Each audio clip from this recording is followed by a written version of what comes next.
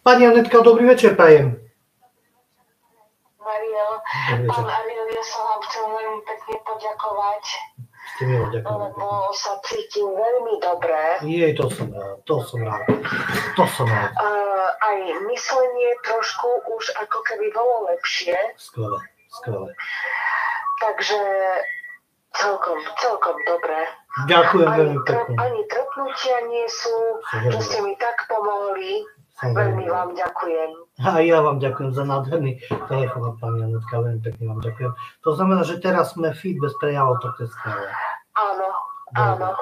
Veľmi pekne ďakujem za krásny telefón, potešil ma, idem buchnúť šampanské. Dobre. Ďakujem veľmi pekne ešte raz, pán Ariel. Takže zajtra vám môžem zavolať? Áno, pani Anetka, jasná vec, volajte. Dobre. Krásny večer, prajem, buďte zdravá. Ďakujem, dovidenia. Nádherný telefón, to som šťastný. No dobre, milí priaznivci zdravia.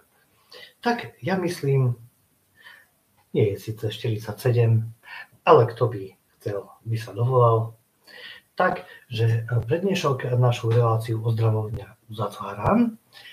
A takisto vás pozývam k sledovaniu ďalšej relácie ozdravovňa, ktorú chystám o týždeň v nedeľu presne o 18:00. Tak ste pozvaní a teším sa na vás o týždeň. Dovidenia, pekný večer vám všetkým.